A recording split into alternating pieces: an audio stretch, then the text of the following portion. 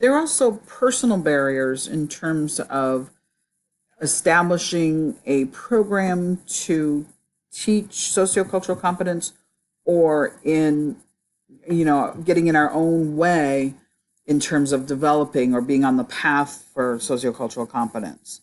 Um, Oftentimes, people think that they have exposure to multicultural individuals or people from diverse backgrounds or environments, and that equates with competence. So they're less than enthusiastic when the issues are addressed in courses or when it's discussed, because they think, again, similar to the professional barrier, they think that they already are socioculturally competent, and they diminish these topics as part of course content or professional development or whatever it is. And so they avoid engaging in those educational opportunities or professional development activities. So they have this perception. Also, discussing this content can be highly emotional. It can be challenging to talk about these topics, and it can elicit emotional reactions from people, including a lack of empathy, some ethnocentricity, so they're really focused on themselves. They can deny that there's a problem. They can become defensiveness, angry, frustrated, and blame, or they can just be disinclined to discuss the topic and avoid any potential unpleasantness. And I think we see a lot of this happening in the country right now. Is either it's very highly charged emotional content or discussion, or there's an avoidance of the topic altogether. It's really hard to have that reciprocal, engaged, truly meaningful conversation on these topics, but it's important that we have them. Another issue or personal barrier is the belief that all prejudice is blatant, but it's not. There's a lot of hidden prejudice that can be part of a classroom, an institution, a facility, whatever it is, and subtle statements can be as telling as blatant racism and reinforcing stereotypes, as can institutional practices.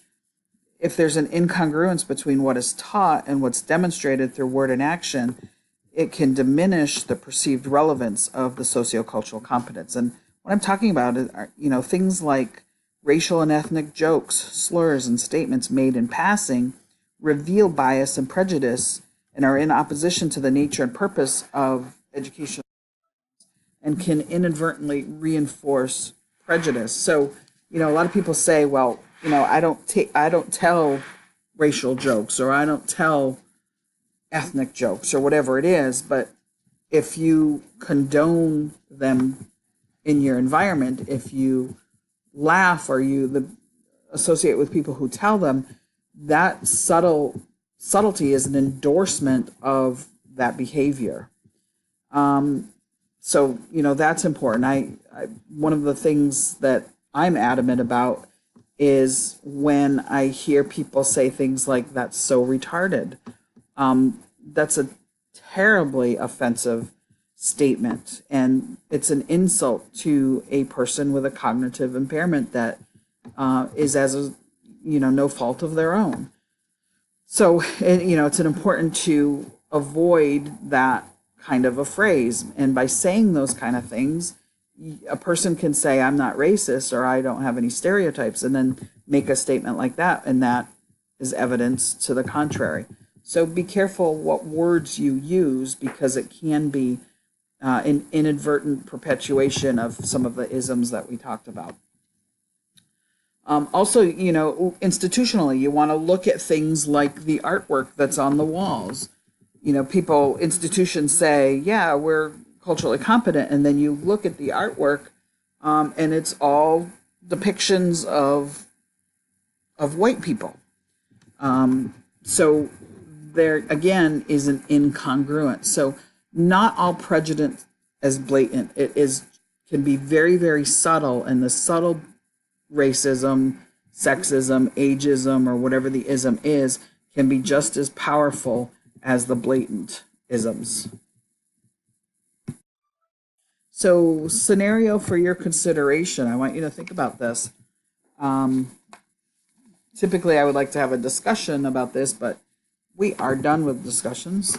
So, I want you to just think about it on your own. You work in a clinic, and your clinic has a policy about receiving gifts from patients, which is pretty typical in most facilities. Either there's no gifts, it has to be a gift that you can share, or it has to be a gift valued under $25. So different facilities will have different requirements about gifts. So you have a patient who's from Korea, and in Korea, it's common practice to give their care provider gifts to establish reciprocity in the relationship. Your Korean patient wants to give you a gift. How might this ethically be managed? Apologize, I got a couple of typos on this slide. So think about that. You have a patient who's from Korea who wants to give you a gift to establish a reciprocity, establish a relationship, which we know is important for healthcare. So your facility has a policy about gifts. How could you ethically manage that? I want you to think about that one. And I want you to think about these questions, particularly relevant now. Should immigrants and refugees have access to healthcare services? Should we be providing these services to immigrants and refugees? Who should pay for those services? I didn't add that, but think about that. Should non-traditional or alternative medical practices be provided in U.S. healthcare settings?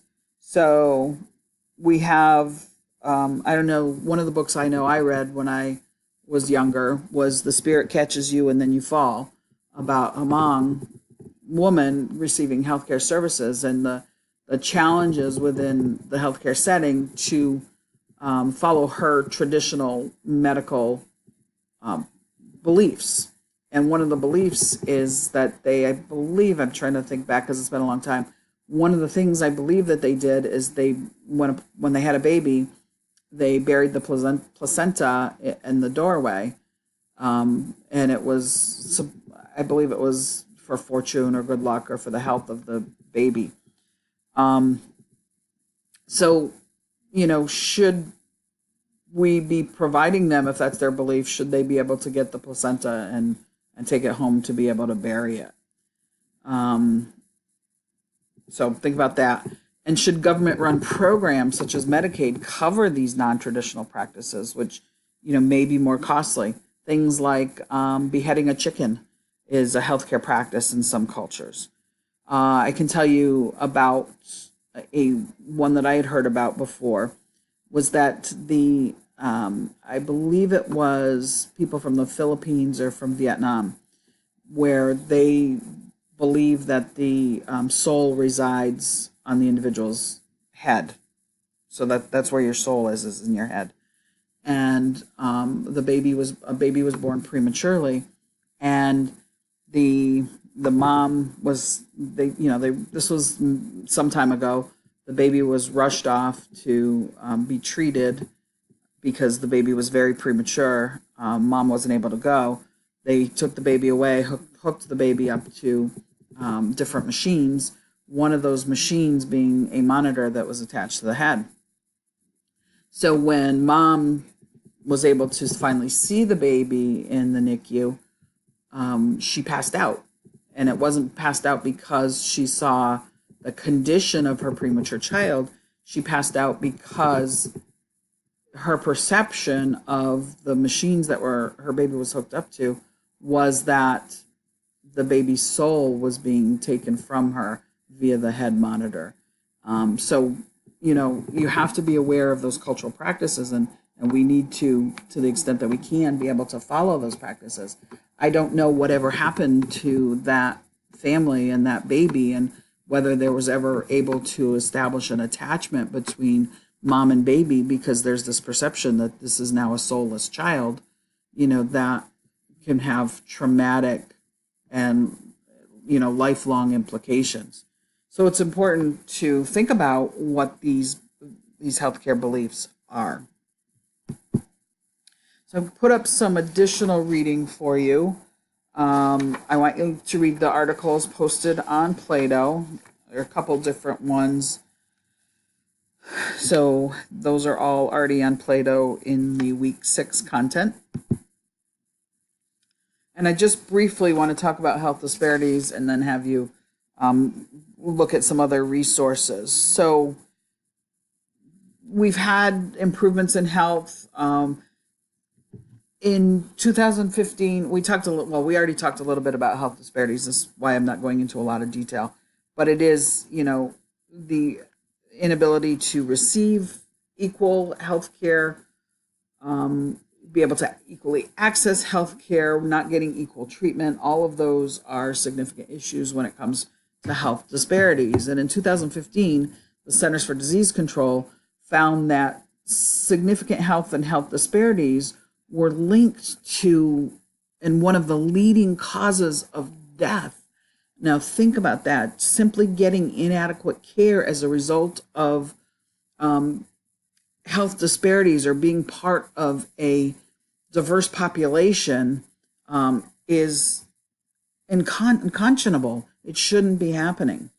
And these people from racial and ethnic minorities and individuals with disabilities and people who are of lower income and individuals with other social risk factors are more likely to receive lower quality care. So, why is that happening and what can we do to change that?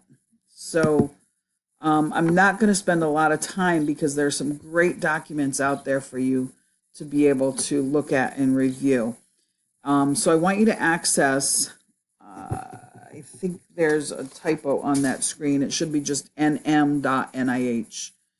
And I will check it before I post the non-audio version of this PowerPoint so that you can access it correctly. But I want you to go to the health disparities section, read Immigrant Health Policy Paper. That's a relatively new document and particularly relevant to what's happening in our country right now. Then I want you to go to the section Data, Tools, and Statistics and open and review a roadmap for promoting health equity and eliminating disparities, the 4 I's for health equity. This is a kind of a long document, so I'm not asking you to read it for content. I'm asking you to skim it over, read sections of interest, understand what those 4 I's are. And I want you to stay on that website, go to statistical reports, open and review the chart book on effective treatment, National Healthcare Quality and Disparities Report. Then I want you to go to tools, open closer look, health disparities, compare the top 10 causes of death across populations. Look at those various sections, open up there'll be a little tab that says view data by group. So when you find an area, view data by group and it'll give you a breakdown of the different groups. Skim the rest of the site. There's a lot of great content all across this site and find something, read the areas of interest to understand health disparities a bit. So that is it for us for this course, believe it or not. I will see you on Thursday if you are listening to this before Thursday. And I will double check that link and post the correct link if it's incorrect. So have a great day.